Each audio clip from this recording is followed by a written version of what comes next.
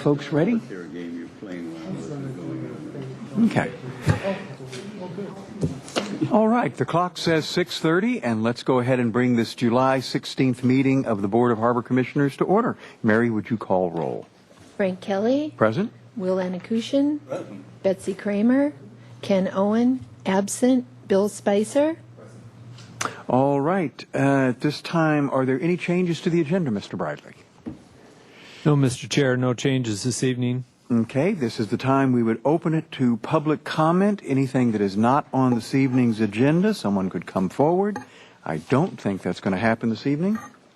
And so we'll go to the approval of the May 21st meeting minutes. Is there a motion from either Commissioner Anakuchin or Kramer? I'll move to accept them. I'll second that. Okay, any discussion? All those in favor say aye. Aye. Aye. Okay. All right. So the minutes are approved. And at this point, we go to the seating of the new Harbor Commissioner. Mr. Chair, members of the board, it's my privilege this evening to introduce you to Bill Spicer, who's been appointed by the City Council to serve on the Harbor Commission for a 4-year term that will end in December 31st, 2012. I don't know Bill that well. We met him yesterday with staff and kind of gave him an orientation to the department. And then he had a little boat ride and toured the harbor and the wharf and East Mooring area. From his application that was before the City Council, Bill's been involved in a number of businesses here in town, MapLink Incorporated.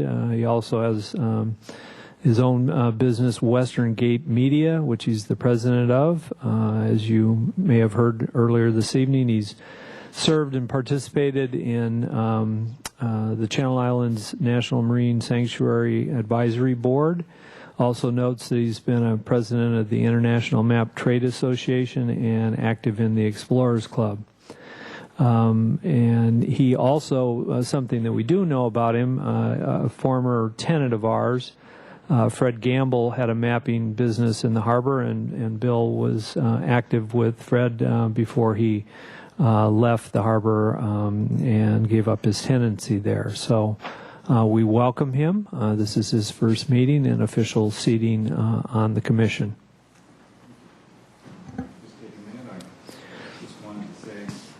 Yeah, there's a little green button there. You want to make sure that's on. There you go. That I'm honored by this appointment, and I'm greatly looking forward to learning all I can about the workings of the harbor and our waterfront. I'm excited to get to know better and work with my colleagues here on the commission, and I want to thank Mr. Briley and his managers and Harbor Patrol for the gracious and informative overview they gave me yesterday and a tiny peek inside their professional responsibilities. I look forward to bring my experiences to this council, and I pledge that I'll be open-minded, and I truly hope that I am a positive influence. Thank you. Welcome aboard. Mr. Bradley, did you have another comment? Mr. Chair, members of the commission, yes. What I'd like to do at the same time that we have seated Bill tonight, I would like to just talk a little bit about our outgoing commissioner who is not here this evening. And as I think most of you know, we are planning a reception later in August, given some of the vacation schedules, to bid him a fond farewell. But as an outgoing commissioner, I'd like to point out that Charlie Watson has served many years on our board. He was initially appointed in February 1993 and served until December 2001, a term of 8 years. He took a hiatus for about a year and resumed an interest in participating, was reappointed to the Harbor Commission in December 17th, 2002, and served until May 21st officially, and then served a little bit longer until the reappointment process. So that's almost a total of 16 years. I've been the director at the department now for about 14 years, so Charlie's been either on the board for the majority of that time while I've been staff here at the waterfront. And as most of you know, Charlie was very candid. He brought a wealth of experience to this commission. He ran a successful business, Penfield and Smith, a civil engineering background, and he's been a slip holder and a harbor user since 1998. And one of the things we'll do after this is look at our committees that have served staff in this commission very well. And Charlie served on many of them, and important ones. One that he was appointed by the City Council to serve on was our Naval Reserve Center overview, and that was at the time the city was deciding to acquire the Naval Reserve Center and what uses it would be, and there was a large process both with the community and City Council members, harbor commissioners, and Charlie was instrumental in that. He also served on our budget committee, our dredging committee, mooring and anchoring, Marina One reconstruction project most recently, and many projects and programs he was very active in. And I would just say professionally and personally, I'd like to thank him for the years of service and dedication and commitment that he brought to this board, and will once again say a fond farewell later in August. So to that, Charlie, we will miss you. Thank you, Mr. Bridley, and I think I speak on behalf of the Commission. Charlie was a delight to work with and had a great spirit that is just inimitable, and he was a true asset to the Harbor Commission. And if anybody had anything else they'd like to say. Yes, I do. Commissioner Anakuchin. Well, I'm going to trump your ace. I had the extremely good fortune to work with Charlie Watson from about 1968 or 69 on, because I worked with projects with Penfield and Smith, and he was president of Penfield Smith for a good number of years during my career in corporate America, doing oceanographic consulting. I will miss him. He's a good friend. All right. If there are no further comments there, the next piece of business is the election of a new chair and vice chair for the fiscal year of 2009 and 10. Are there does anybody want to be the chairman? Well, I'll nominate you. I'll second it. Chair Kelly, to continue in your role, if you would care to do so. As long as we make sure that somebody else takes that position next year. It's a lot of fun being the chairman, but you do have to pay attention. So it would be an honor. I guess there is a motion and there is a second. Is there any further discussion? All those in favor say aye. Aye. Aye. Opposed? Looks like I don't have to change my chair this evening. So now we go to the vice chair. And I would like to nominate, Will, do you have any desire to be the vice chair? I wouldn't mind. You wouldn't mind? Okay. Well, all right. I have this burning desire to be the vice chair. Oh. Okay. All right. This is interesting. Okay, so is there I will make that as a nomination then for Mr. Anakuchin to be the vice chair of the Harbor Commission. Is there a second to that motion? So I'll second it. All right, we have a motion and a second. Any further discussion? All those in favor say aye. Aye. Aye. All those opposed? Okay. So that one passed also. And now we go to reviewing the committee positions that we have. Mr. Chair, yeah, it would be appropriate, given that Charlie is currently serving in the capacity of a number of committee roles, that we kind of revisit that. That doesn't mean that you couldn't revisit every committee, and what we typically also do at this time is kind of decide whether or not the committees that we currently have are necessary. And I would say for the most part, the 5 committees that are currently listed are appropriate. The one we use probably the least is the dredging committee, but there may be a need given the funding on an annual basis that we have discussions about that. So it's to the commissioners as to how they would like to change around or replace Mr. Watson's role on several of those. Commissioner, go ahead. And Mr. Bradley, there's one ad hoc committee that is not mentioned that Charlie and I were on, which was the Sustainability Ad Hoc Subcommittee. So just for the record that existed. It did exist. My understanding was that unless there was a need, we weren't going to schedule any more meetings. So Exactly. I just wanted to mention that for Mr. Spicer's information. That Sure. that.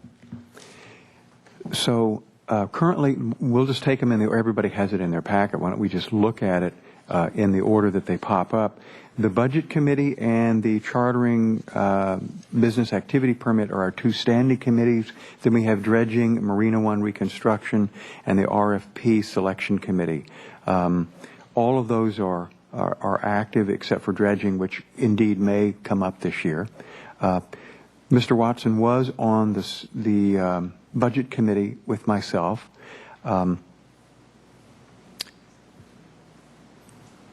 Ms. Kramer, would you like to be on the Budget Committee? Yes, I would. Okay. I would like to stay on the Budget Committee, but that doesn't mean unless somebody else has a burning desire, to be on the Budget Committee, that would complete that committee. But I'm open to suggestion. Anybody? You're okay with that? Okay. So that would be Betsy and I on the Budget Committee. And then there's the Chartering Business Activity Permit Committee. And I could stand. so Ken and Betsy are on that. Betsy, would you agree to step off that committee and let Bill step on that committee? Yeah. Okay. Will, is that okay? No objection. All right. You and I are currently on the Dredging Committee, Will. Do you want to just leave that one like it sits? Might as well, yes. Okay, we have that one covered. The Marina One Reconstruction, since Will, you have been serving on that committee and we want to keep all the riders in the saddle that are still available, I would like to nominate or make a recommendation that Betsy replace Charlie on that committee, if that's agreeable with everybody else. I would ask you, Mr. Spicer, if you have any interest in that. I have interest in it, but I would say I'm not that knowledgeable to replace Charlie. But Probably in the same boat. okay. Don't forget to turn your mic on, Bill. I would leave it up to your discretion. Okay. Anybody want to flip a coin? Well, if we do that, then it would then Charlie's spot on the RFP committee, which we almost always every year have RFPs that get put would go to Bill, and that would pretty much balance that out. Sure, I'd be on the Marina one if that's. And then Bill, you would replace Charlie on the RFP selection committee, and you'd serve with Betsy on that. So then the committees look like it would be Kelly and Kramer for budget, Spicer and Owen for the business activity chartering, Kelly and Anna Kuchin for dredging, Anna Kuchin and Kramer for Marina One, and Spicer and Kramer for the RFP selection committee. Does that work for the commission? Any objections, or is that okay? All right. Do we need to take a vote on that? Or do we just say that works? I think more or less you have voted on it, so I think Mary will note it in the minutes and we'll redistribute the list. All right. administrative decision. Yes, so now we're up to the director's report. Mr. Chair, members of the commission, just briefly, city council items that have gone since our last meeting, a resolution which gives us the authorization to make a request to the Department of Boating and Waterways to hopefully get a grant of $50,000 that will help us with some Marina 3 infrastructure, ADA-related type of improvements. The other item which you are aware of is the City Council did approve a ballot measure that would be placed on the upcoming November election that would possibly expand the Harbor Commission membership from 5 to 7 members. And one of those members could be a non-city resident. It's not a requirement, but if someone would apply, one member of the 7 could be a non-city resident, but would be required to be a county resident.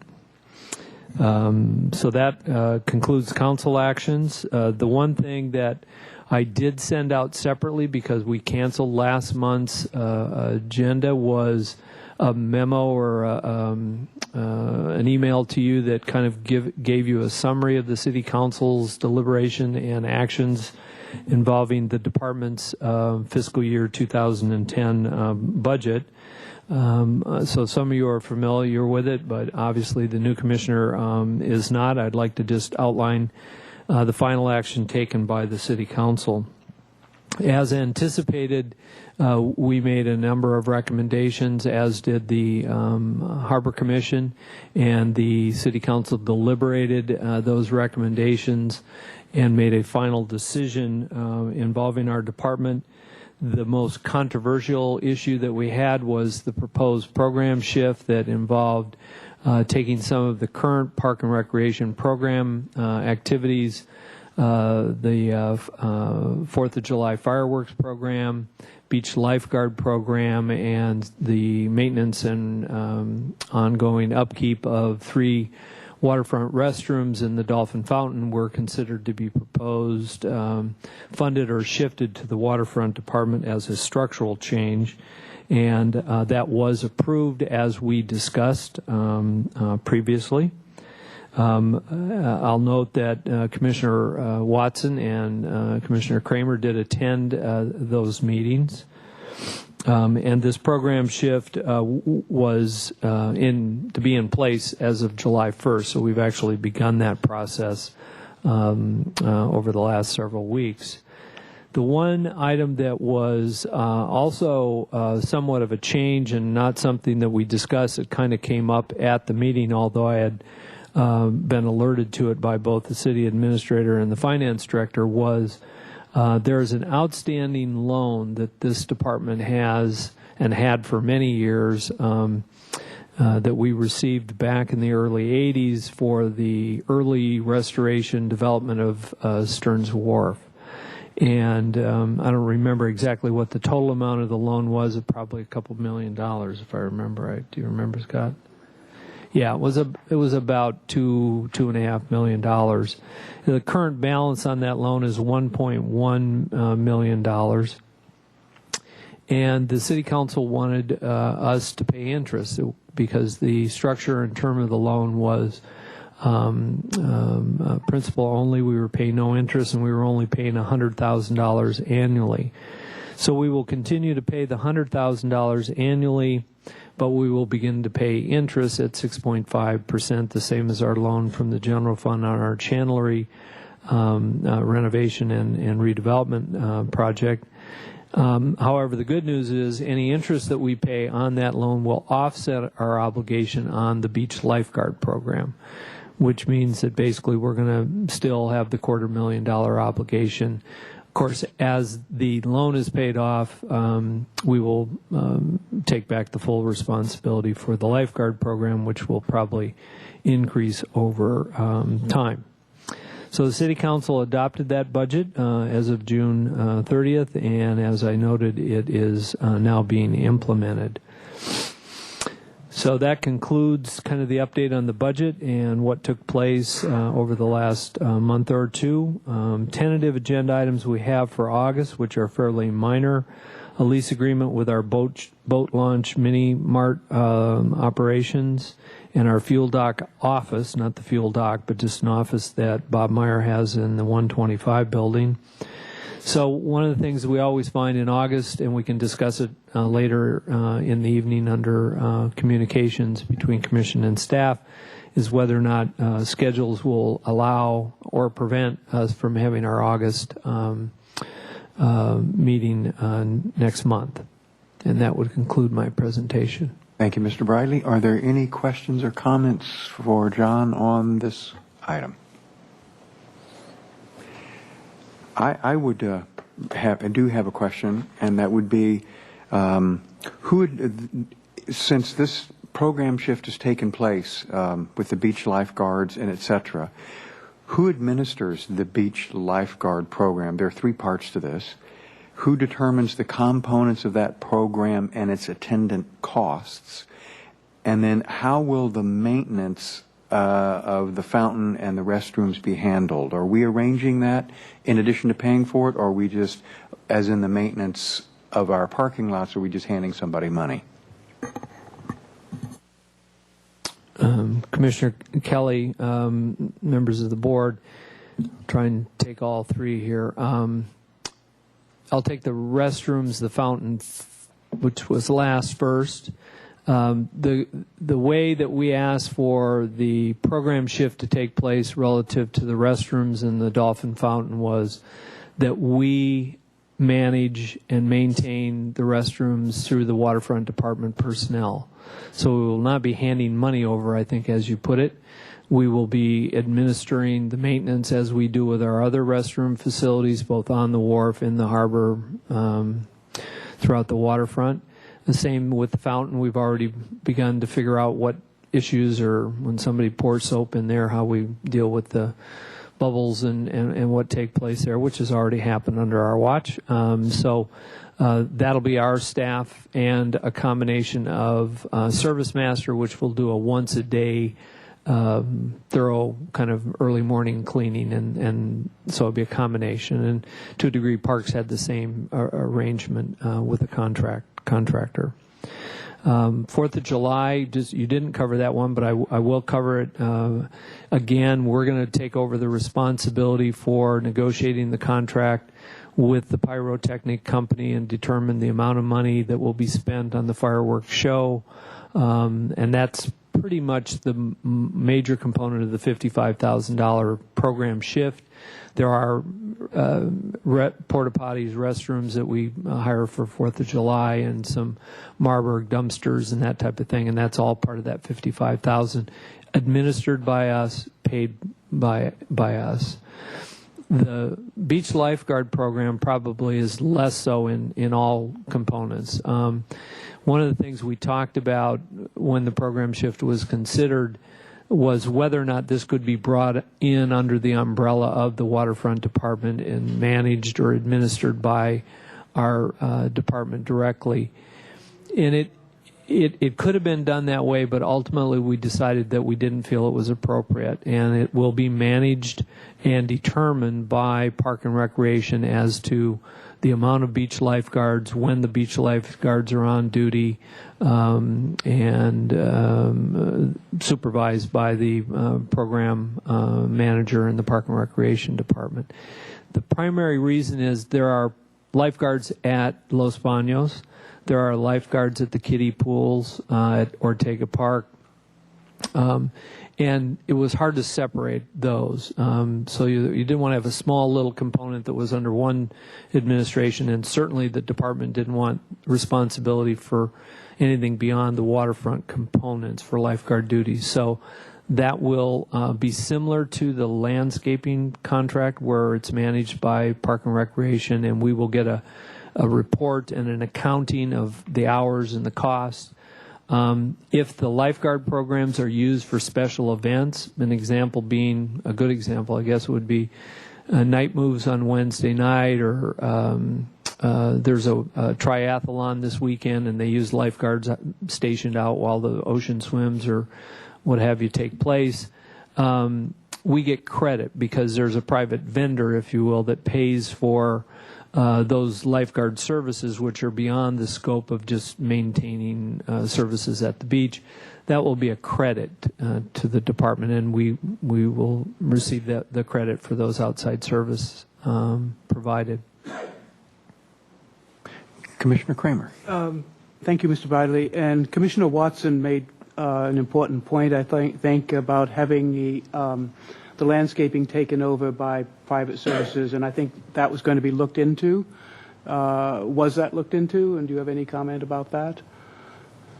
And on the second question, following Chair Kelly's multiple questions, has there been any discussion about having this shift of costs be a short-term matter? Will it come up next year again? Commissioner Kramer, I'll take again the last one first.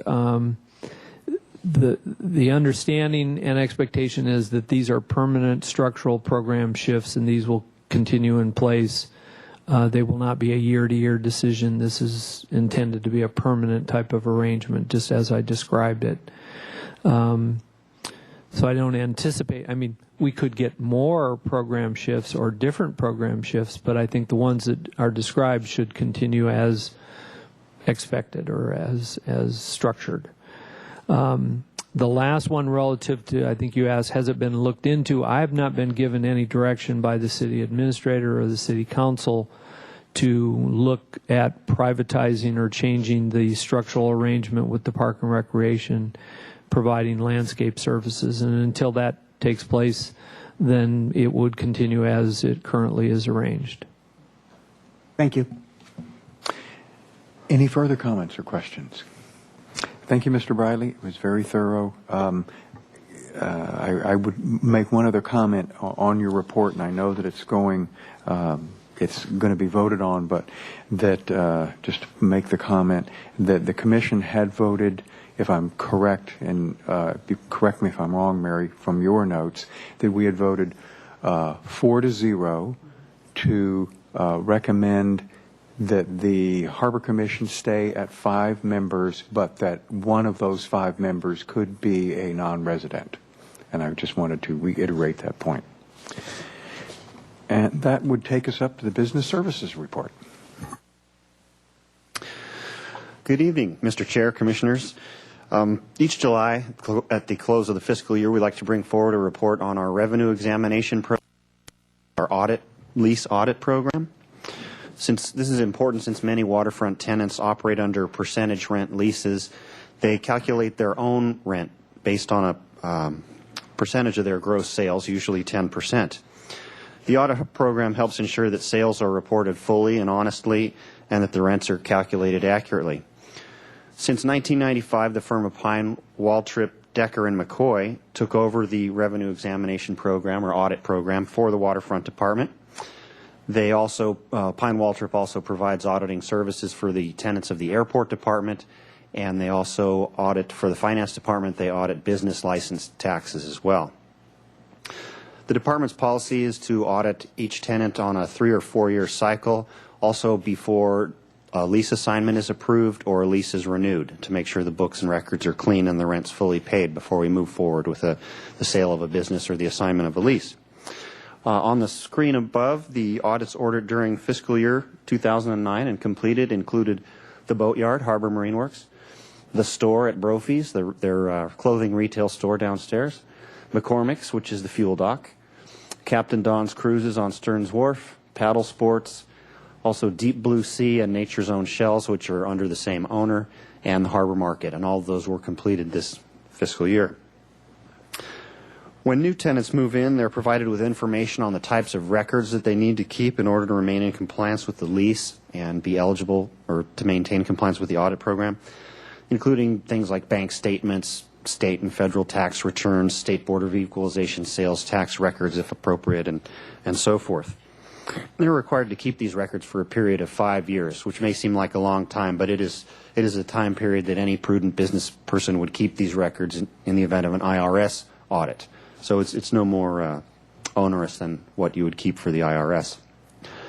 The audits currently cost the department $3,720 apiece, but the waterfront leases require a tenant to pay that audit fee if the gross sales have been understated by more than 2% in a calendar year and past due rents are owed as a result of that. Since Pine Waltrip took over the lease audit program in 1995, the department spent about $317,000 on the audit program and recovered approximately $557,000 in past due rents, late fees, and audit fees, resulting in a net gain of approximately $240,000. Chairman Kelly requested additional detail on the audit's costs and recovery, which is shown on this slide. And as you can see, the first 2 years in 1995 and 1996, there were several very large audit findings resulting in significant recovered revenue for the department, and we haven't seen 6-digit recovery figures like that since. However, we believe it is still an important program to keep the honest folks honest, and we believe it is a necessary component of managing percentage rent leases. And with that, I'd be happy to answer any questions from the Commission. Thank you, Scott. Are there any questions or comments for Mr. Reedman?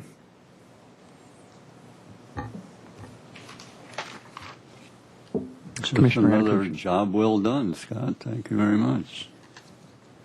What I was looking for, Scott, when I asked you the additional information is basically the year 2008 makes it pretty clear that occasionally somebody does trip up. So it does look like it's expensive, but if we don't do it,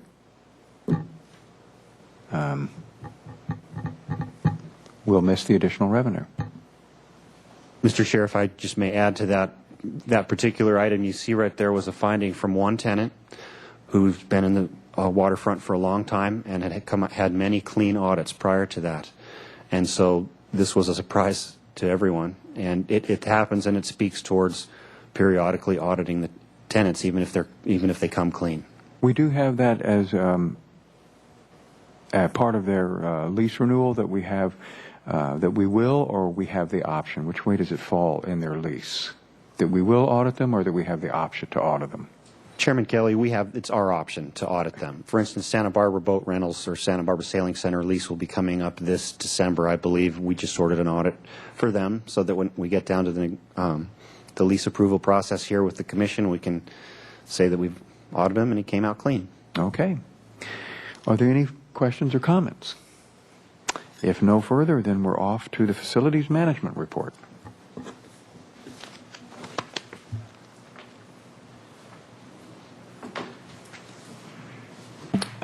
Good morning, good evening, Chairman Kelly and Commissioners. Off to a good start.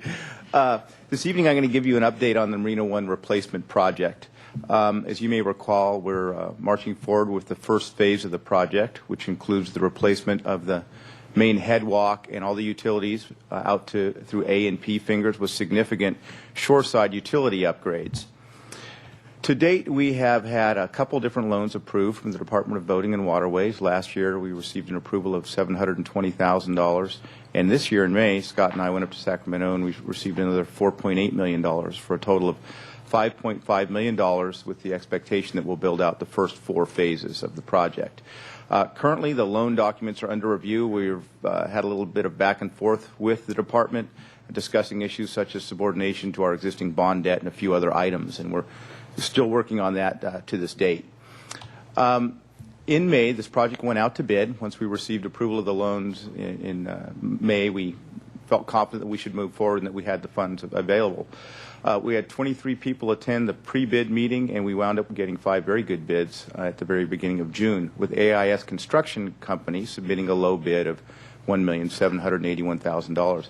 AIS is the same company that does the dredging in the harbor, so they've got a fair amount of experience. And all of these are going to use docks made by Bellingham Marine, which is sort of an industry standard. So we're feeling pretty good about that, what the finished product will be. The bids and the cost of this project breaks down a little bit like you see up here. This is in the council agenda report, tentatively scheduled to go to the city council at the end of this month, although it looks like there may be some delays, which I'll talk about in just a moment. The design cost totaled around $250,000 for this first phase. The construction contract, $1.78 million, includes a 10% contingency of $178,000. And the first item, construction management and inspection by contract, is commonly referred to as construction support. And this is a contract with URS Cash. This is the firm that designed the project. And their responsibilities will be to review the submittals from the contractor, record drawings, and in the occasional site visit to make sure that what's being built and constructed is what they designed. The very bottom column are other construction costs, some minor testing costs, probably concrete and some testing of electrical cables, but there's significant costs from the city's construction management and inspection, which is actually contract administration and actual inspectors out in the field. And this includes, the way they calculate this fee of about $110,000 is they take the number of days they expect the project to go on and they assign a number of hours per day for inspection. The two tasks, although they say the same thing up there, they're really quite a bit different. Construction management by contract is really what we refer to as construction support. And construction management by city staff is really the service that only the city can provide for us on this project. The schedule is getting a little bit difficult to predict.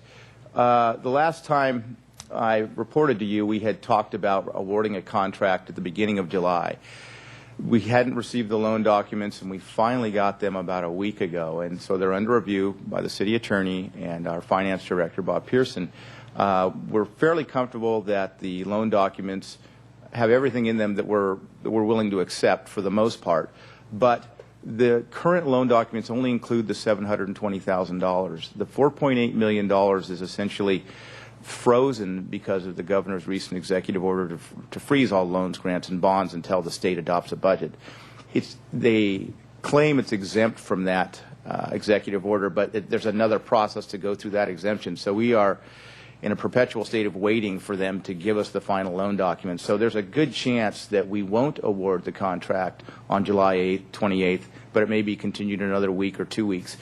At about the middle of August, if we don't have confidence that we will have the loan docs and that the money is going to be there, we'll probably postpone this project for an entire year, which would be really unfortunate because we received very good bids. We're really ready to move forward. So on almost a daily basis, we're contacting our colleagues with the state and encouraging them to move forward as quickly as possible. If and when we award the contract and move forward, we will wind up holding a series of meetings with the contractor and the affected slip holders. Previously, last year, we talked about things like displacing vessels, a vessel displacement plan. We believe most of the vessels will be accommodated in Santa Barbara Harbor. Some may have to relocate during construction. There's going to be significant utility upgrades that are going to result in some outages. Those kind of things, construction-related things, we want to be as open as possible with the affected slip holder so that everybody kind of knows what's coming, and if there's an outage, everybody knows can make whatever adjustments they need to make. We have a subcommittee, which you sat on, and attended several of the meetings, and we had a good turnout at each of those. So we're hoping to continue that when we have a contractor on board and know that we're going to go to construction. So I'll report back on this project on a regular basis. You have a question, Mr. Kelly, or shall I? No. Commissioner Kramer? Why would it be postponed for a year? Chairman Kelly and Commissioner Kramer, the problem with delaying it any more than we already have is the end construction date is pushing up on the spring and the summer, and we really don't want to peel open the harbor in the summertime. It's just too much to ask for. We do have a generous schedule up here, and we think that the contractor will be able to construct it, before we really move into this active boating season. But by about the middle of next month, we're not so sure we could do that anymore, and having the place open for construction at this time of the year would really be really difficult. Thank you very much. Moving on to the next project, Lash Construction Company just completed Phase 3 of the Breakwater Cap project. That's the farthest easterly 18 panels out to the sand spit. They removed all their construction support equipment and had the entire breakwater open for the public the day before the 4th of July. It was really a pretty good project this year. Lash did an excellent job, and the drop dead date was always known as 4th of July, and they indeed met that deadline, just barely. by about 12 hours. There was a couple of fairly significant change orders associated with the project this year. One was the walkway is slightly elevated over what the original design was, and that had a lot to do with the subgrade underneath there. So we had to reconstruct a section of the Lost at Sea Memorial that you can see to the slight ramp to the left. So that was an additional cost of about $15,000, but they did a very good job, and it blends in nicely. It's a very gradual slope to it that most people can't tell. We also added a little bit of fill rock around that area because it had developed a little bit of a void by there. So it looks really nice. It's river run rock, and once the waves wash through it a few times, it really looks nice. Rails are up, flagpoles are up, and it's just a beautiful place, and we're glad it's back open to the public. And now that it's done, or the straight section is done, oh goodness, excuse me. These things have a mind of their own sometimes. We were able to compare the cost of all three phases. The first phase at $576,000 was completed in 2004. The second phase for $620,000 in 2007. And this year, the total cost of the project was $610,000 for a total construction cost of $1.8 million. This is going to provide decades of safety for everybody and really protect the harbor from coastal storms. We're really pleased with the job that Lash has done. Yeah, the panels are the same size, but there's about a 7-inch rise in the wall section. So it's a little bit higher than the old wall section at the corner. They're the same width, yeah. I attempted to report on this a couple months ago, but it didn't work, but it appears to be working this time. Upon review of the Marina One replacement project, the Department of Boating and Waterways required some sort of secondary emergency egress for Marina One.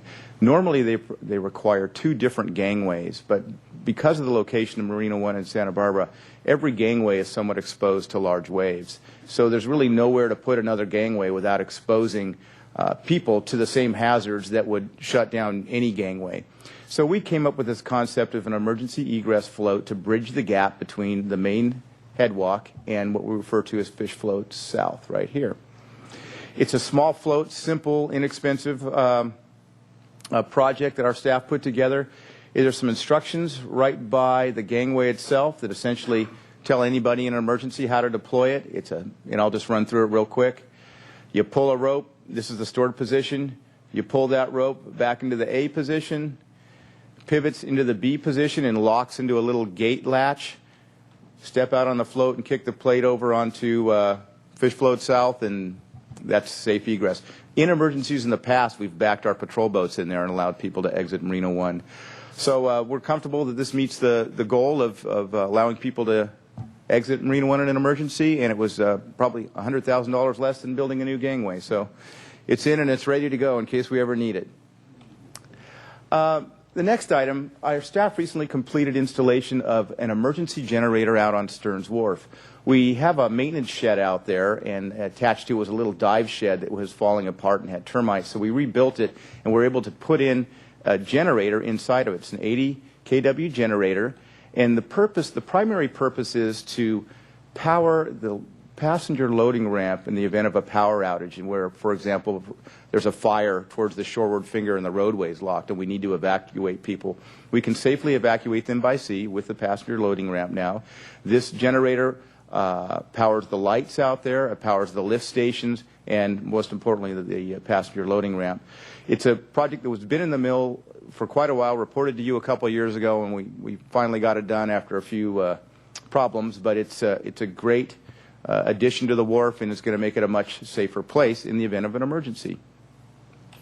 And finally tonight, I'd like to announce the retirement of long-term waterfront employee Bob Zimmer. Come back.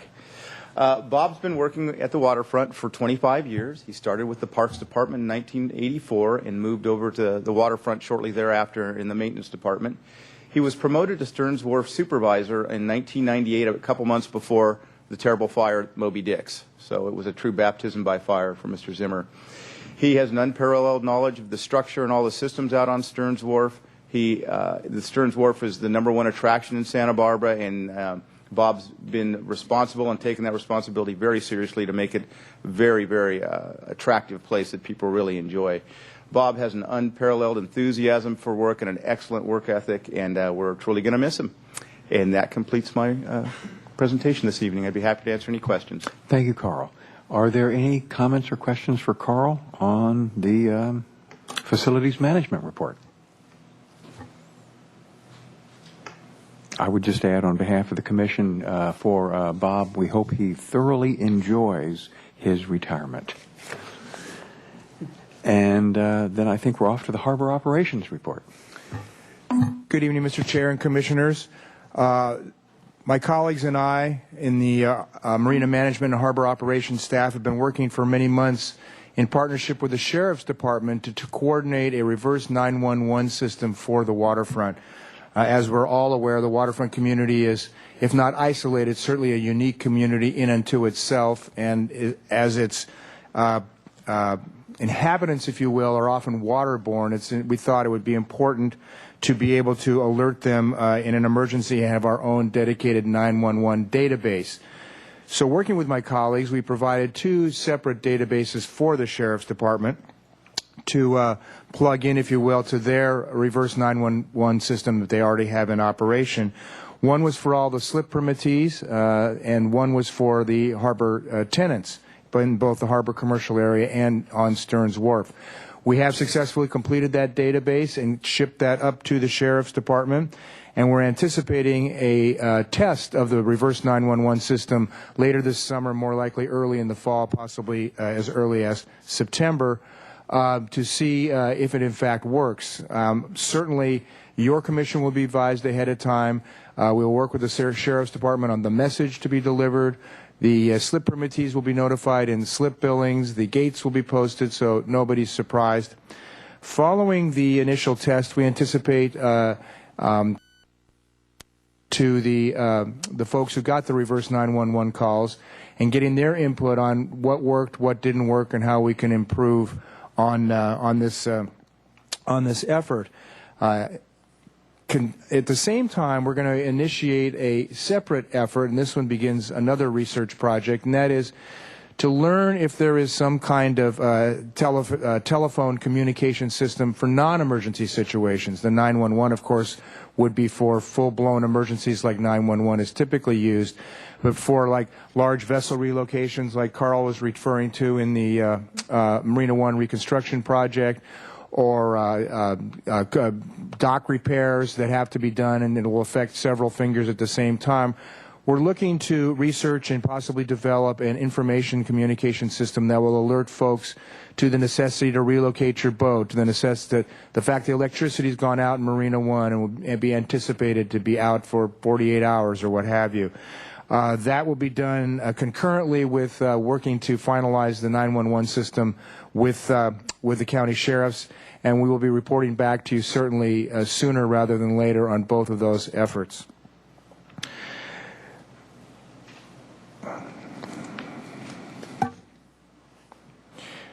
Since we haven't met for a couple of months, I thought it would be important to fill you in on how the Harbor Nautical Swap Meet went. We had over 40 vendors that stretched from Oceanside to Watsonville.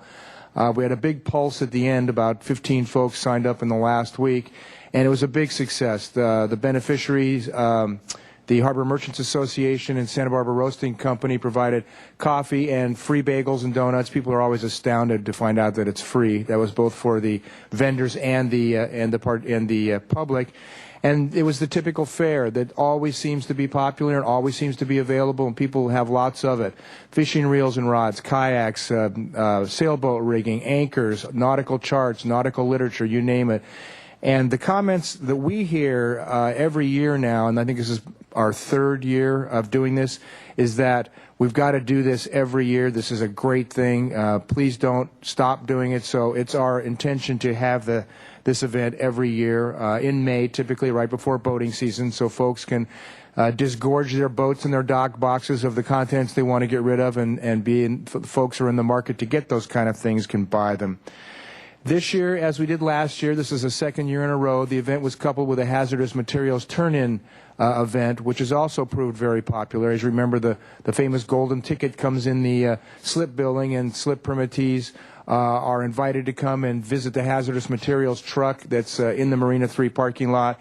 And they brought the paints, the flares, the thinners, all kinds of hazardous materials that they couldn't otherwise easily dispose of without at least going out to UCSB.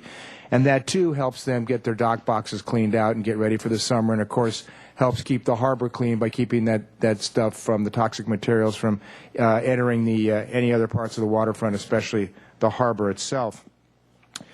More recently, I'm happy to report that July 4th was a huge success this year. We were all of us on the planning front were a little bit concerned of the fact that it fell on a Saturday. We're expecting huge crowds, and we got huge crowds. But the good news is it was a really, really well-behaved and tame crowd. There were no boating under the influence arrests this year for the first time in several years, quite frankly. And we had a spectacular fireworks show. I think all of us are in agreement that the 22-minute show was really something to behold. It was a beautiful night. It was a peaceful crowd, and all in all, I couldn't be happier with the result from our 4th of July celebration. And finally, as I've been periodically doing, I want to update you on the Marine Life Protection Act activities. As you know, and I'm sure recall, this was a piece of legislation passed in 1999 that required the establishment of a network of marine protected areas up and down the California coast. Subsequent to that, the state was divided into 5 regions, Southern California region extending from Point Conception to the Mexican border. And regional stakeholder groups have been appointed for each of the 3 regions so far that have gone through this process, the Southern California being the 3rd. I am the representative for the city and a Ports and Harbors representative on that stakeholder group.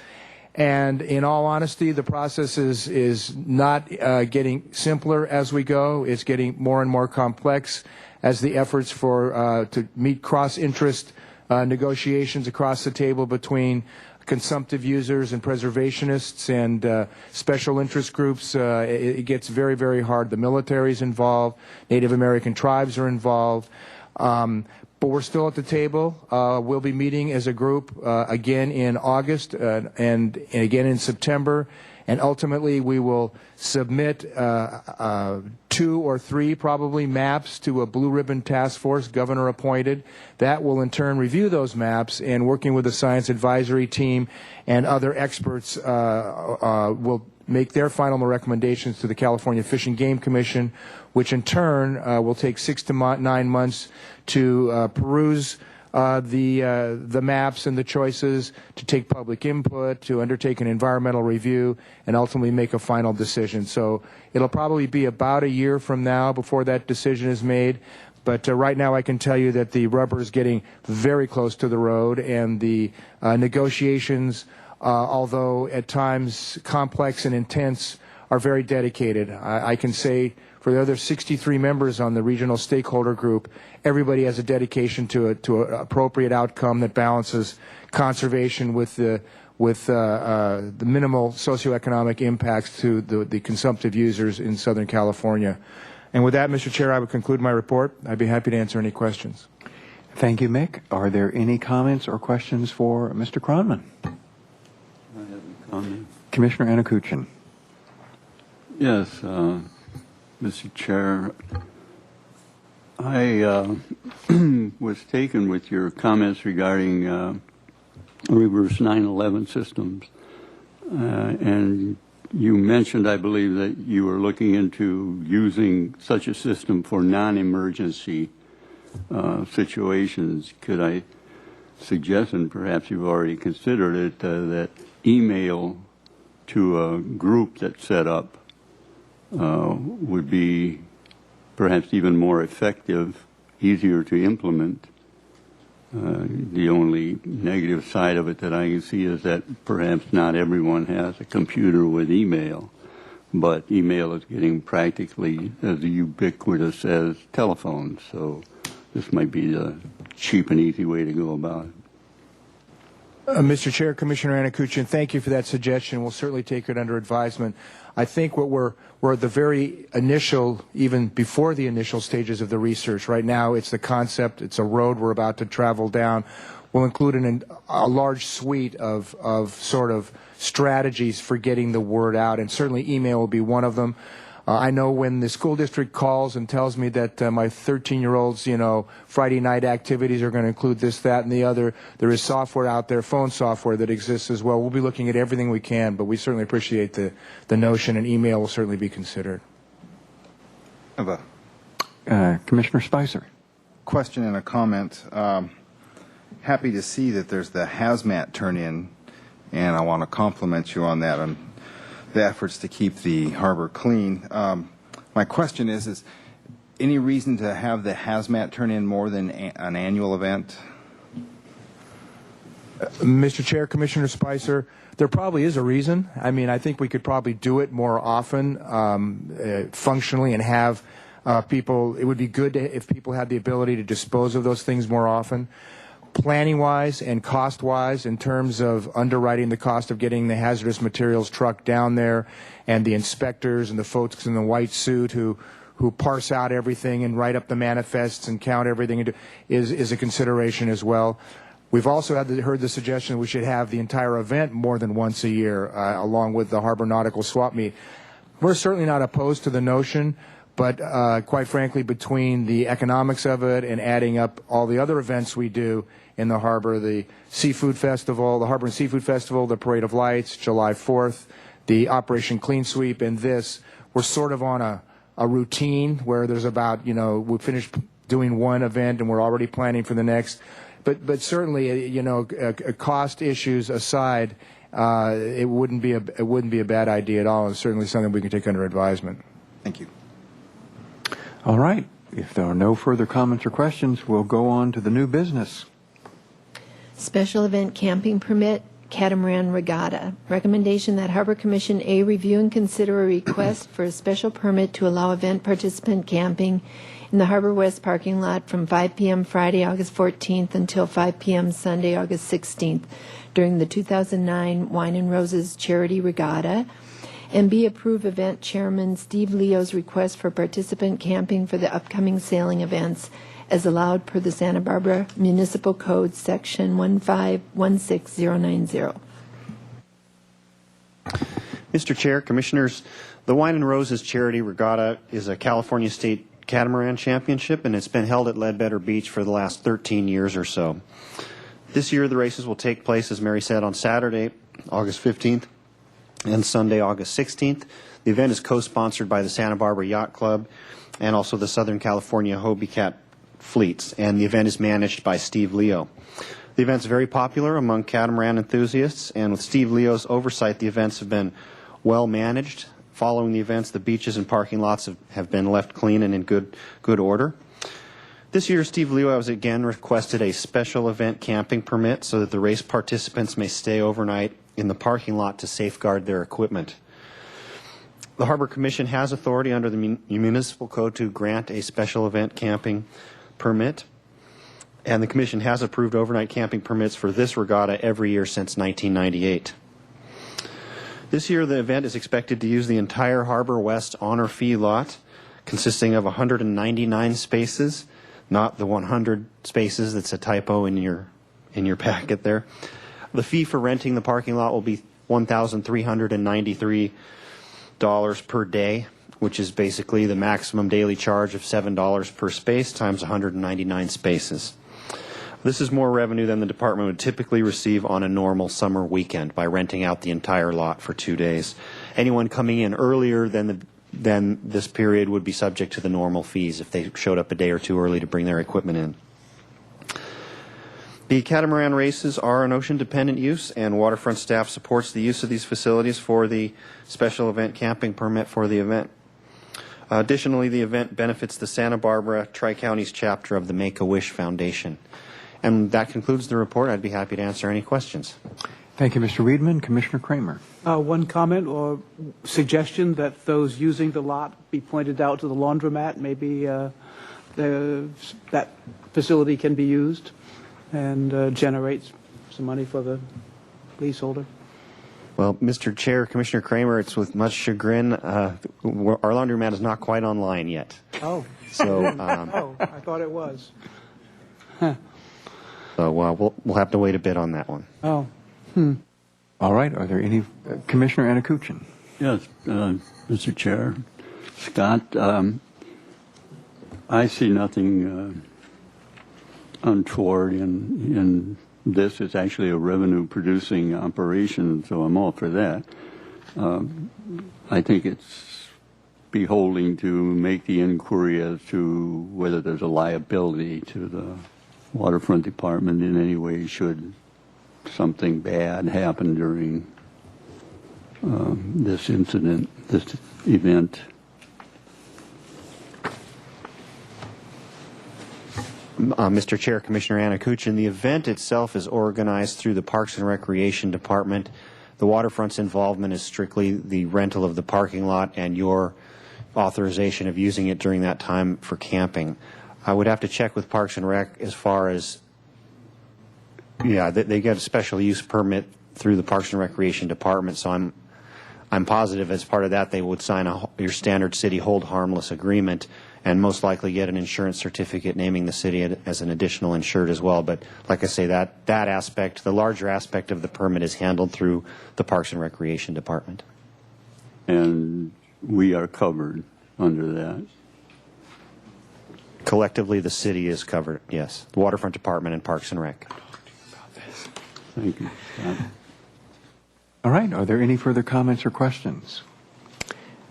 There is a recommendation before us here that we approve this. Is there a motion to so approve the special event camping permit?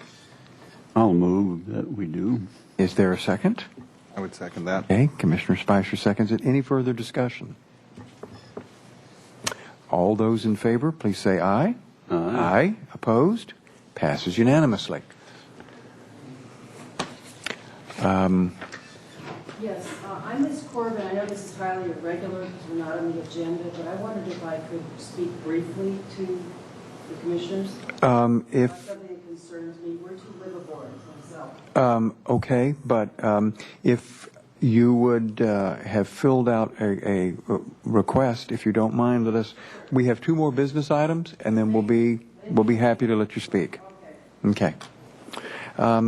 So that passed, and we'll go to the license agreement with the Commercial Fishermen of Santa Barbara. Recommendation that Harbor Commission review and recommend to the City Council approval of a 5-year license agreement with Commercial Fishermen of Santa Barbara, Inc. for the berthing of commercial fishing boats on the north side of Cabrillo Landing in the Santa Barbara Harbor. Mr. Chair, Commissioners, the Sea Urchin Harvesters Association of California, the acronym is known as SUHAC, formerly known as the California Urchin Divers Association, with the acronym CUDA, is a group of urchin divers that has maintained a license agreement for dock space on the north side of Cabrillo Landing since 1987. And these are for actively working commercial urchin dive boats. The current agreement will expire next week on July 20th. So we are proposing to execute a new agreement for that same dock space with the Commercial Fishermen of Santa Barbara, Inc. being the lessee or the licensee. The basic terms of the lease are a 5-year term at a rent of $1,268 per month. The rent is adjusted at the same time and in the same percentage amount as slip fees. So, for example, the rent just went up 4% on July 1st, as did slip fees. And additionally, the licensee needs to maintain a general liability insurance policy with a minimum limit of $1 million, naming the city as additionally insured. The license agreement also includes a clause that will permit the city to relocate the dock facility, the berthing site, to a comparable location in the harbor, provided the rent structure would remain the same. And we don't really envision a scenario in which this would happen, but we just wanted to have that in there in case the need arose. The Urchin Harvesters Group has been prompt with payments and successfully operated from Cabrillo Landing for the past 22 years. And again, the dock space is used for berthing the urchin boats only. There's no unloading or commercial activity that takes place at this location. So we're just looking to renew the lease for the urchin divers. And that concludes the report. Thank you, Mr. Reedman. Are there any comments or questions on the license agreement with the commercial fishermen? Appears to be very straightforward. Commissioner Kramer, I would move to recommend approval. is there a second to that motion? I'll second it. Any further discussion? Love Robert's Rules of Orders. All those in favor, say aye. Aye. Aye. Opposed? Passes unanimously. I know this is a little bit irregular, but before we go to the 5-year review of uses in the harbor commercial zone, which looks like it might be a long item, if the other commissioners have no objection, I'm going to allow the two audience members to come up and make a statement, if no commissioner has an objection. Without objection. Without objection? Okay. No objection.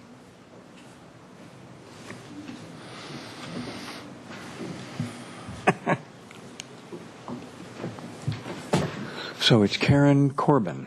Corbin, C-O-R-B-I-N. First, I'd like to say that I've been a resident of Santa Barbara County for about 22 years. I practiced law for 10, and I consider myself to be a retired attorney. And I think I speak for Keith Whitney, who was a machinist, and he's retired. We're both retired slip holders. And the reason I came here tonight is my concern that the type of things that have been happening since November don't continue, and I wanted to make you aware of it. I've had a couple of meetings with Mr. Bridley, and the meetings went very well. I'm concerned about some of the things that happened during the meeting that I didn't really get answers to, but maybe Mr. Bridley, with all due respect, doesn't know. Starting in November, I started having break-ins on my boat. I live on a 28-foot Sea Ray. And I would report some of the things that went on. There were numerous things that went on with these break-ins, and I'd report some of the things. And then I got to the point where I didn't feel like I was being listened to by personnel from the Harbor Department, so I decided to install a surveillance system. I put up 4 cameras, and I have like a TV camera in there. Over a period of time, I've seen weird things on the TV camera, such as rays of light coming through. I don't know what these things are. They're different weird shapes. Whether there's surveillance being done on us, I have no idea. Certainly can't prove it. And I've discussed this with Mr. Bridley, and he seems to be as perplexed about the whole mess as I am. But nonetheless, the most serious thing, and this is the reason why I came tonight, is that I've had my power cord unplugged on more than one occasion. Certainly on one occasion, Keith Whitney himself witnessed it, and he checked my electrical system and said that in his opinion, and I value his opinion, he knows a lot, he's a retired fisherman also, and he was a machinist, and he knows a great deal about a lot of things about boats, and I'm sure Harbor Patrol personnel would agree on that. He said that a large surge of power was put through my system. It caused some of the electrical system to malfunction. Somehow Keith was able to get it working again. Now, since these cameras have been on, there have been no more break-ins. In the beginning, there'd be this white powder crap. I had white powder in my motorhome. It was an old motorhome, and I thought, well, maybe it's because it's an old motorhome and it's an eyesore. It certainly isn't Santa Barbara quality. It was 1970, so I got rid of it. I had this white powder I brought up to the police department, and I asked an officer there, which doesn't concern the Harbor Patrol, of course, but I asked an officer there if they would make a report, and I was laughed at. Now, none of this happened the first period of time that I was living in the harbor, because I started living there after Mom died in 2005, and I lived on what they call the sea finger, or sea basin, whatever. And I had no problem. But shortly after, sometime maybe mid-November, I started having these weird things happen. It seemed like every time I'd leave the boat, there'd be something different. Birds, I'd find birds dead. I don't want to go into huge details. I have all this documented with the Harbor Patrol. But I'd find birds dead. I'd find all kinds of weird things going on. It doesn't make for much peace of mind, and that's why I wanted to make you aware of it. You have no idea that this kind of thing is going on unless someone from the harbor brings it forward. Now, I've talked to other slip permittees, and no one else has experienced this. I also feel that I personally have been treated unfairly in a few instances when I've reported things I've been laughed at. I've had my dock line cut halfway through, and I was kind of laughed at by one of the Harbor Patrol people. I also had a really weird incident happen probably a couple of months ago. By now I can't remember. And I'll make this short and then I'll sit down. I had a incident happen where I was uptown. I was at Petco. And someone told me that my truck had been run into by a lady who left the scene, and he wanted to tell me that he was a witness. And when the lady came back, her husband was there. And I said, I understand you ran into my truck, and as far as I'm concerned, there's no problem here. There's no damage to the truck. Let's just forget about it. And her husband was all happy. So I thought that was the end of it. Well, the lady started fighting with me, and it got into this big thing. She started arguing with me. And I thought, I don't need this. Excuse me, I am going to interrupt you because if it doesn't have anything to do Right, I'll get right to the Petco, point. I do need you to kind of wrap it up. Okay, I'll get thank right you. to the point, Mr. Kelly. When I got back, I got told by Harbor Patrol personnel, 2 people, that I was detained at my slip, that I was not free to leave, that the police were investigating me. And I said, fine, I'll talk to the police. Where are they? Well, they're not here yet. I said, fine. I was not allowed to put down my bird cage. I said, may I go put the bird cage down? No, you must stay there. So when the police arrived, I went out and I talked to them about the hit and run. One of the police officers started putting me through the 3rd degree, told me I had nystagmus and so on, which only comes if you have some kind of medical problem or if you're using some substance, alcohol or some drugs. If Keith hadn't shown up, and this went on for about 2 hours, if Keith hadn't shown up, I don't know what would have happened. And in all this treatment, all these things are going on since I moved over into 3. And I told you I'd sit down, and I will. Keith may have something to say. No, I don't really have anything to say. We've already talked to Mr. Bidley. All I know is their surveillance on her monitor killed her parrot, and it also killed 3 birds, 3 canaries. You know, and he claims he knows nothing about the surveillance. Okay, we did a thing on You know, I'm going to ask, because this would normally actually come at the beginning, and as a courtesy, I just wanted to get your comments so that the commission could get a sense of what the issue is. And I believe the commission will check with the various department heads as to how this is being handled, but I believe that's the scope of what we would be able to do. And I do appreciate your bringing it to our attention. Okay. Okie doke, is that all right? Thank you. And I think the primary reason we brought it up is so that if there's any more things that happen Into the here, microphone. Okay. in case anything else happens that's more egregious, I've made you aware of what's happened. Okay. I appreciate And I this. thank you very much for coming down and bringing this to our attention. Thank you. You're welcome. So we'll touch back on this on commission staff communications. I think at this point we should go on with the 5-year review of the uses in the harbor commercial zone.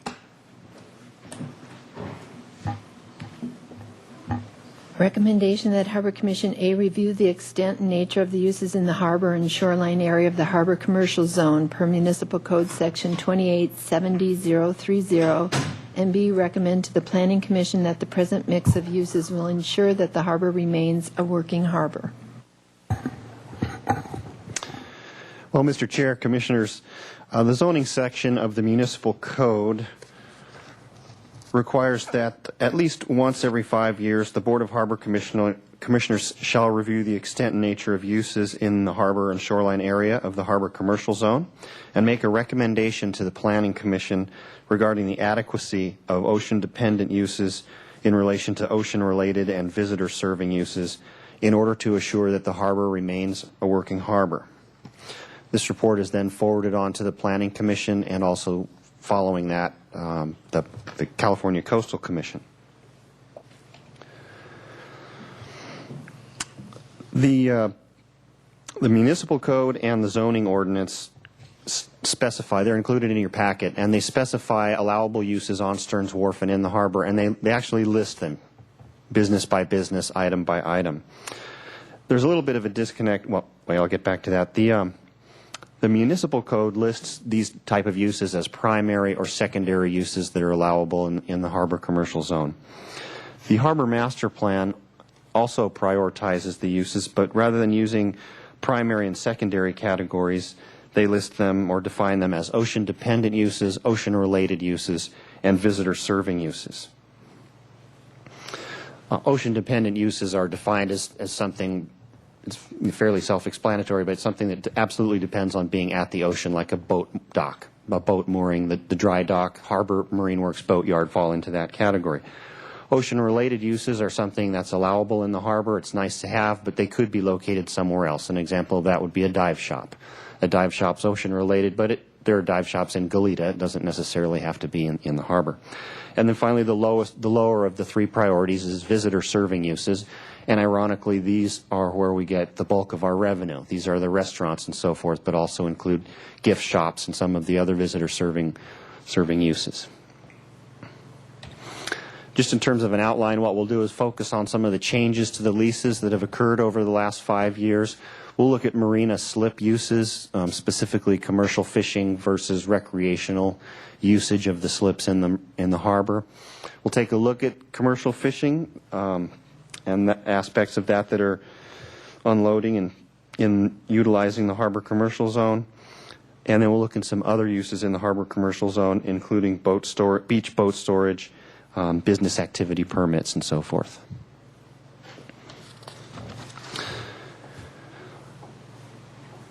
The Waterfront Department operates under several governing documents, which we must follow some of these procedures when we're renewing leases or picking out new leases. And probably the primary one is Council Resolution 93-127, which requires that we renew leases with a tenant in good standing first before just going out to the general marketplace to lease space that's available. They're quite different than the private sector where you just sign up anybody that you want to. So we're required to negotiate first in good faith with the tenant in good standing. For instance, someone has paid their rent on time, kept their insurance and so forth before going out. Down a couple of bullet points, the resolution also requires us to fill vacancies through a public request for proposals process. We can't just select a tenant. We have to announce it, make it public, and go through the RFP process. There are some other governing items in the Harbor Master Plan, namely Policy DEP-3, which indicates that top priority for leasing, renewals, and vacancies will be given to ocean-dependent uses, second priority to ocean-related uses, and third priority to visitor-serving uses. Lease assignments take place when a business sells to a new owner. These are reviewed, these are governed quite a bit by the lease document itself. It specifies that the department has the right to review and approve the new buyer, the proposed buyer. As a part of that, we look at the financials, run a credit check, look at the potential buyer's experience and background in the specific business that he's looking to purchase into. For instance, if you're a restaurateur, a restaurant selling his restaurant would need to sell it to somebody who has adequate experience in running a restaurant. We wouldn't want a startup in that type of a position. So we're able to have some authority over that, and we bring release assignments to you as a matter of course. But through policy and practice, or through practice and procedure, what we don't do as part of lease assignments is change the business terms. We don't extend the length of the lease, we don't change the rent, and we don't change the permitted uses. And this helps ensure consistency so we don't have mission creep among our tenants as they change hands. And we'll get into that, a specific incident of that in a moment. And then finally, the department receives a fair amount of what we call unsolicited business proposals. These are folks that just come out of the blue, write us a letter, give us a phone call, and they have a proposal that they'd like to put into effect. I've received several calls from folks that want to run a helicopter guided tour off the seaward end of Stearns Wharf. I once received a proposal from someone who wanted to have hovercraft tours launching off of West Beach. These types of things, we respond to them verbally or in writing, put them in the file. Most of them are not appropriate for the waterfront area, and we can weed them out at the staff level. Occasionally we get some that look worthy, and we bring them to you, or we bring them to the RFP committee to flesh it out a little better and see if it's something that the department might be interested in. So, moving on to ocean-dependent uses. Again, this is vessel moorings and dry storage for boats, the boatyard and the dry dock. The Harbor Master Plan and the Municipal Code also indicate that ocean-related government facilities are considered ocean-dependent, such as Harbor Patrol. Also, the Channel Islands National Marine Sanctuary falls into that category. The Harbor Master Plan also lists the yacht club and fish processing as ocean-dependent uses. So in terms of what's been going on the last 5 years in the waterfront, we have a couple new and expanded uses, one being the Santa Barbara Fish Market. The Santa Barbara Fish Market started in a 60-square-foot space, basically as a cutting room for the open-air Saturday fishermen's market. The fishermen felt they couldn't sell fish, whole fish to the customers. The customers couldn't deal with it. They needed to fillet them. The health department got involved and said they couldn't fillet them on the boat. So that's where the little fish market space came in. It was strictly a Saturday cutting room to service the open-air fish market on Saturday. This began to grow into a 6-day-a-week, although microscopic, retail fish selling operation. In 2006, they moved into a 734-square-foot space, formerly occupied by Harbor Tackle at 117 Harbor Way, and the business has just exploded. They do fish buying on the city pier from local fishermen, transship it down to L.A., pick up other fish down there. They have a large wholesale component. They service many of our local restaurants, and they also have a retail component as well. So it's really been an expansion of an ocean-dependent use in the last 5 years. The other expansion was Marina 4B. In January of 2008, we completed the reconstruction of the Marina 4B lease area. For 40 years or so, this lease area had been leased to government research vessels such as the Swan, and after that the William McGaw. It was one of the last undeveloped areas of the harbor, so we wanted to maintain it as a lease area, and by driving a series of 16 piles, we were able to develop 3 larger vessel berths. So we now have used this area instead to accommodate one vessel or a second rafting up against it. We now have individual berths for 3 vessels. We have leased one to the Channel Islands National Marine Sanctuary research vessel Shearwater, which is pictured in the western berth on the left there, with a prepaid rent for 5.5 years of $100,000 paid in advance. We did a request for proposal for the center berth, and that was awarded to Voyage Partners. Same deal, 5 years rent paid in advance, $100,000. And the third berth, the easternmost berth, we're holding off the market. We have that earmarked for the Stearns Wharf whale watching concession, and we're waiting for Captain Don to either acquire a whale watching vessel, which the Speed Twin pictured here was used in Captain Don's operations but is now gone. So we're waiting for him to regroup and reorganize his business. If he doesn't do so in a timely fashion, we'll probably put that out for RFP as well. So that's the expanded uses, ocean-dependent uses. We did lose one ocean-dependent use during this time period, and that was Aliotti Fish Company that was unloading squid on the city pier. So we haven't had a squid processor working on the city pier for several years, although we are having conversations with an operator right now who's interested. So hopefully we can bring back that fishery to Santa Barbara Harbor in the near future. Moving on to ocean-related uses, new and expanded uses. As Commissioner Spicer mentioned, Fred Gamble, doing business as Channel Crossings Press, vacated his offices in the Marine Center building year or two ago. Through a request for proposals process, we rented 2 of these offices to ocean-related uses, one being Mike Peisel, who's a marine surveyor and very pleased to be operating in the harbor, and also Sunset Kid Yacht Sales, an existing yacht brokerage tenant, moved right next door and doubled the size of his office space, again after a request for proposals process. We had some vacancies as well that were handled through an RFP process. We had 3 vacant offices in the 125 building, the Marine Center building, on the ground floor, offices 3, 4, and 5. We held these off the market pending the chandlery construction, the chandlery remodel and reconstruction, because we knew we would have to relocate chandlery yacht sales somewhere. So we relocated them into these vacant offices, 3, 4, and 5. And when the building was complete, they decided they liked those ground floor offices and the visibility so much that they responded to the RFP for the offices and just stayed where they were after being awarded the RFP. Similarly, the old chandlery offices on the 2nd floor of the chandlery building behind our administrative offices and above West Marine, we offered through an RFP process. And in this case, the chandlery was the only entity that responded to the RFP, so it was awarded to them. That lease is a little unique in that it allows the business, the tenant, to sublease, and the chandlery is currently subleasing to Harborview Real Estate and Investments, and we're about 2 or 3 years into a 5-year lease on that particular office lease. So those are ocean-related uses. Moving on to visitor-serving uses, some of the new and expanded uses. In this case, in Verizon Wireless, we did not go out for an RFP. The department actually sought out a wireless operator in order to do 2 things, generate revenue from underutilized space and improve cellular phone reception in the harbor area. We approached several wireless companies, but Verizon was the most responsive. They were able to conceal an antenna on the top of the Waterfront Center building and put their equipment shed next to the trash dumpsters between Harbor Marine Works and the Yacht Club Yard in an area that is known as a triangle. You've probably never even noticed it, but there's an equipment shelter back there. So it took up underutilized space, and we get $18,000 a year revenue from that operation. So that's a new use.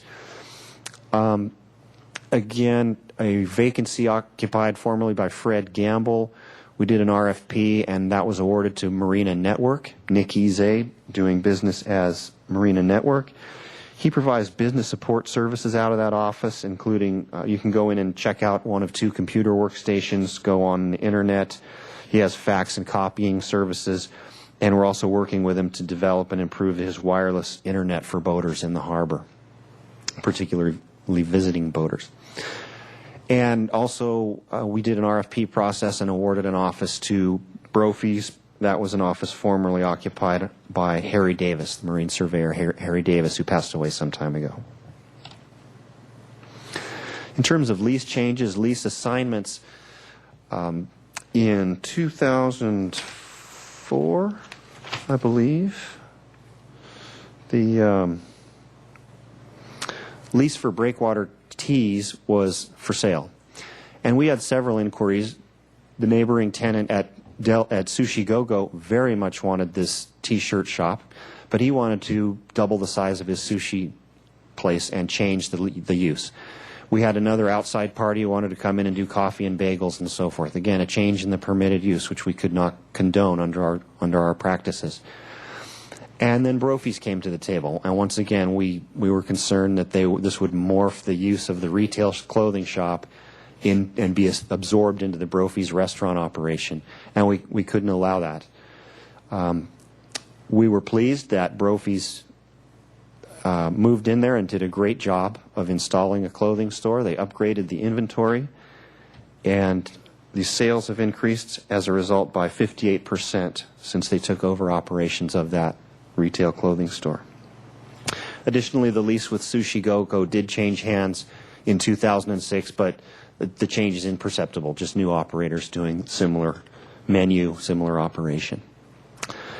So moving on to Stearns Wharf, it's acknowledged that the wharf is virtually all visitor serving, with the possible exception of the tiny bait and tackle shop out on the end. We have 16 uses on the wharf. We did lose one. Blue Edge Parasailing went out of business a few years back, in 2005 actually. And Captain Don has given up his second boat, and there is no whale watching, offshore whale watching from Stearns Wharf. He's just operating the Harbor Queen.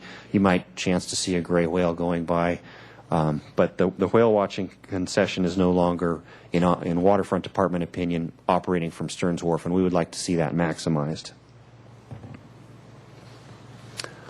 In terms of expanded uses, the Ty Warner Sea Center, the Santa Barbara Museum of Natural History obtained a coastal development permit from the Coastal Commission in 2002 to demolish the Sea Center building and the neighboring Nature Conservancy building and rebuild a 6,300 square foot structure over the area occupied by those two former buildings. It's a two-story building and also includes public restrooms, which were a goal of the departments at that time, so we were able to cross that off our project list of adding a second set of public restrooms on the wharf and incorporate it into the Sea Center expansion. The Ty Warner Sea Center reopened in April of 2005, and you can get a look at their gray whale, part of their gray whale and calf display there, and in the background is their little retail gift shop component.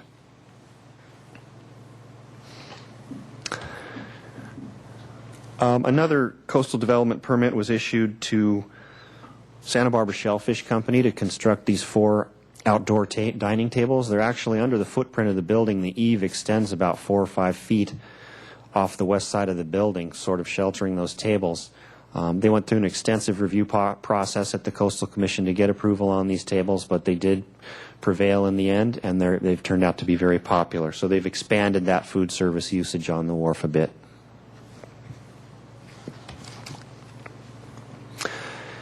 Visitor serving lease changes on Stearns Wharf. Coastal Treasures was awarded a lease at 217 East Stearns Wharf through an RFP process. It's on the second floor of the building. They're not doing quite as well as they would like to be, but they do offer some very good quality merchandise up there. But again, it's consistent with the uses on Stearns Wharf. It's a gift shop. It's visitor serving. We had a slew of lease assignments in recent years. Stearns Wharf Bait and Tackle was assigned to a new owner in 2005. Old Wharf Trading Company and Topside, those are 2 separate leases, 2 separate businesses, interconnected. Those were assigned to Patrick Hartman's Corporation in 2006. And the lease for Mother Stearns Candy Company was assigned as well in 2006. Again, no changes to the permitted uses or the length of term of the lease. In fact, both of these leases changed hands and the businesses sold with less than a year of term remaining on the lease. And that was because the tenants had faith that we would operate under the resolution I mentioned at the beginning of this report, that we negotiate leases with tenants in good standing, and that after the 6 or 8 months remaining on the lease, if they've been good, they've paid their rent, we would renew with them, and we since have renewed with both of them with the 10-year leases. And then finally, just last year in 2008, Char West and Great Pacific Ice Cream Company, John Williams owned both of those, sold those businesses to his longtime manager of 24 years, Francisco Aguilera. So those lease assignments happen, again, no change in use, just a new owner. And this is just a shot of Frank Drew's Bait and Tackle shop on the end of the wharf. As you can see, it's jam-packed with inventory, and it's a good time to go out there if you're into fishing. He's got a lot of old rods and reels, very inexpensive.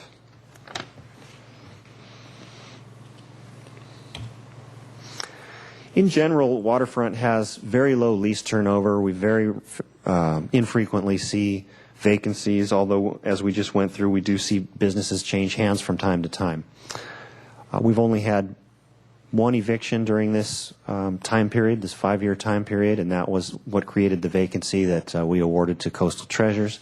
There was only 1 vacancy. We're virtually 100% occupied at the department on the wharf and in the harbor. There's about 190 square foot space adjacent to the Minnow Cafe, which was partially occupied by the fish market cutting room and was partially common area. This space, we've made the determination not to go out for an RFP because you actually have to pass through it to get to the Minnow Cafe's, the stairs that go to the Minnow Cafe's upstairs storage area. And it was always problematic having 2 tenants operating out of this common area. In addition, the utilities are commingled with the Minnow Cafe utilities, so we believe it's in the best interest of the department and the Minnow Cafe to lease this space to the Minnow. Unfortunately, it's taken quite a long time to get anywhere with this. The tenant does have a second draft of a lease under his review, but he's right now we believe the waiting is due to he's trying to determine what the County Environmental Health Services will or will not allow him to do to incorporate this space into his lease space. He'd really like to have a small interior dining area for those marginal windy or foggy or drizzly days so he could do a little business rather than shut down completely. So that is the only vacant space we have in the waterfront. Moving on to commercial fishing. The value of commercial fishing was $7.2 million in 2008, calendar year 2008, and that's the value of the product paid to the fishermen. It's called the ex-vessel value, I believe is how that was referred to. And that's primarily sea urchin, lobster, crab, halibut, white sea bass. We have some trawlers that regularly go for sea cucumber for the Asian market, I believe, and then we get ridgeback shrimp when they come around. We have designated commercial fishing slips, which occupants get a discounted rate, but they have to prove with fish tickets that they are actively commercially fishing and to qualify and to remain in those slips. And that is Fish Float North, Fish Float South, and Marina 1 A-Finger. And here you can see a kelp cutter unloading its product in those mesh bags. That goes up north to an abalone culture farm. Looks like a gill netter parked next to him at the city pier there. And these are our most valuable commodity, red sea urchin. You can see this activity most any weeknight at the city pier this time of year at about 5 o'clock. Last year, 4 million pounds of red urchin were unloaded at Santa Barbara Harbor with a value of $2.5 million. It is our biggest and most valuable fishery in the harbor. In terms of slip uses, 993 slips in the harbor are used by recreational boaters, 100 are used by commercial fishermen, and 40 are miscellaneous commercial uses. And what we mean by that is NOAA's boat, the Shearwater, the Xantu, also NOAA's Channel Islands National Marine Sanctuary boat. The sheriff has a boat in the harbor, Clean Seas Oil Response, and we have a number of slips that are used as brokerage slips by the yacht brokers. So these are like the miscellaneous commercial category. We also have 97 slips that are used by liveaboards, liveaboard permits. 97 liveaboard permits currently issued out of a possible 113 that we have the ability to issue. So we actually have liveaboard permits available for those that might be interested in them. It's kind of an unusual situation. In years past, we were full of liveaboards and we had a wait list. At this time, we do not have a wait list, and we have 16 liveaboard permits available. We are checking with other harbors, too, to see if this is a trend that other harbors are seeing or if this is a unique situation. Other harbor area uses include the permitted mooring area, which was permitted in 2006 off of East Beach with the purpose of reducing vessel groundings on East Beach. The mooring permits are $250 a year for the permit, and there are 10 sites currently available out of 46. 36 sites have been awarded through a lottery process. Some other permits that we have are beach storage permits for outriggers and small sailboats under 16 feet. Though that takes place on West Beach, those permits are $250 per year. And what you see here is Catamaran Beach. Cat Beach permits are $200 for a season, the season running from March through October. We do have 13 Cat Beach permits available at this time, which is also unusual. We used to sell out of Cat Beach permits early in the season. Again, I'm not sure what that indicates, if that's a function of the economy. We did go ahead and place an ad on Craigslist to try and sell a few more of those permits. And finally, in terms of other uses, we have a business activity permit program. We have approximately 72 service providers participating in the business activity permit program. And these are folks that they provide marine services in the marinas. Most of the commissioners are familiar with this. Your dive service, hull maintenance operators, folks that provide varnishing, canvas, painting the name of your boat on the stern, up to much larger industrial mechanics. Most of them are 1 or 2 person operations, but we do have Cummins, Cal Pacific, Gem Equipment Company, and some of the larger equipment operators come in too under these business activity permits. But it's our way of managing, making sure these folks have insurance that are working on the boats in the marina, they have a business license, and we issue those in unlimited numbers. They need to have that permit to be operating and providing commercial services in the marina, and we're constantly on the watch for that. Additionally, there are 12 permits that we issue under this business activity permit policy that enable slip holders to use their boats and their slips for 6-passenger charter operations. So there's a small level of private charter operations going on out there in the marinas, and we have a maximum of 12 of those permits issued at any given time. Upcoming issues, we currently have our redevelopment agency funded study of West Beach. This was an offshoot from the West Beach pedestrian improvement projects, which you'll see is currently under construction on Cabrillo Boulevard. As that project was going through the approval processes, a number of groups, including the Outrigger Canoe groups, the Shumash, the Santa Barbara Seashell Association, sort of glommed onto that West Beach pedestrian improvement project, and they wanted some improvements on West Beach for their stuff. The Shumash wanted Tomall Hut, Tomall storage area. I believe they're called Opts or something like that. The Outrigger folks wanted a structure, I would call it like a large palapa type structure, no walls, just a roof, to cover their outriggers and have a meeting area. I believe those are referred to as hollies. And the Seashell Association, you may know those little wooden sheds along the edge of West Beach right there. The Seashell Association came forward and they wanted to get a real structure with a foundation and improve those structures, and they certainly can be improved. It was decided to facilitate the West Beach pedestrian improvement project by splitting that off from the project, because it's obvious that extensive research is going to need to be done to determine what can and can't occur on West Beach in terms of these types of developments. So the redevelopment agency has hired Pat Saley and Associates to do a feasibility study, which is currently underway.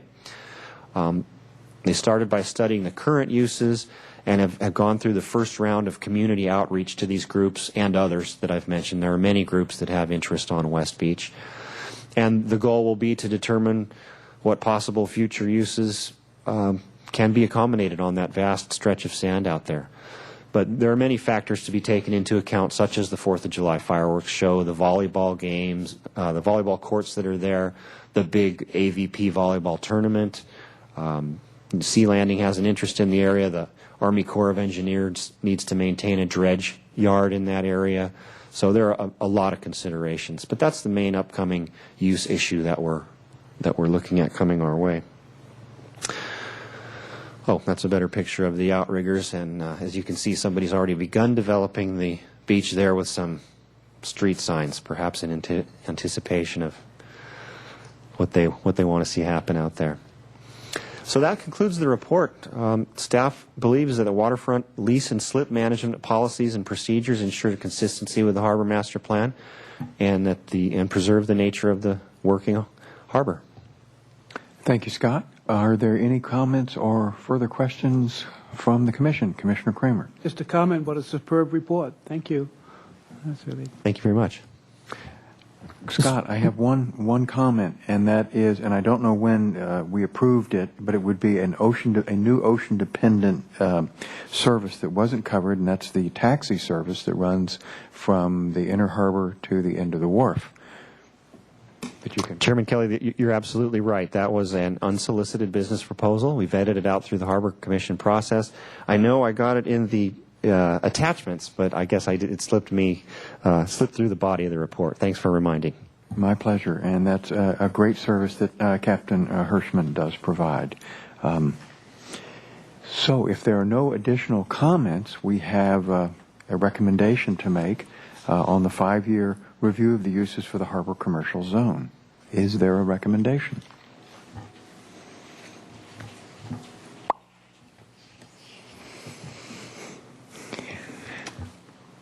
Mr. Chair, I would propose that we recommend that the current plan for operating the lessees in the harbor does represent a proper and apparently economically beneficial mix of uses, and that we recommend to the Planning Commission that this be maintained. Is there a second to that motion? Okay. Any further discussion on the motion before us? Okay. All those in favor say aye. Aye. That's 2. Okay, the other ayes, that's 4. We got all the ayes. And I think that passed. Whew. Mr. Chair, I'd just like to make a comment. I'd like to thank both Scott and Breanne Boyd for the comprehensiveness of this report. It is a requirement. It's a requirement that you go through it. For staff and myself, it's kind of a walk down memory lane over the last 5 years or so, because we kind of forget until this is compiled all of the things and the changes that have taken place. We just kind of move on from one thing to the next. So I appreciate the effort that they've put on and put into it, and the Planning Commission, I know, will be very interested in its outcome, and we'll move on to them next. Okay, and it, echoing Commissioner Kramer, it was a tremendous report, very, very thorough, and thank you, Scott and Breanne. So that takes us to Commission Staff Communications, Mr. Bradley.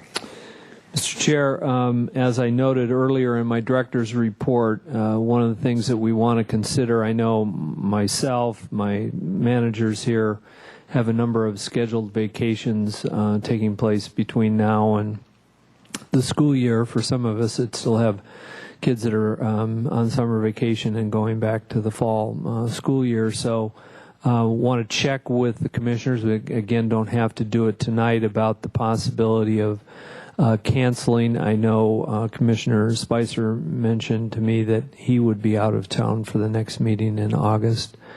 Pardon me? And Ken. We don't have a heavy agenda. We've got 2 small items that easily could be put off into September. So it's kind of just feedback for where we stand for August.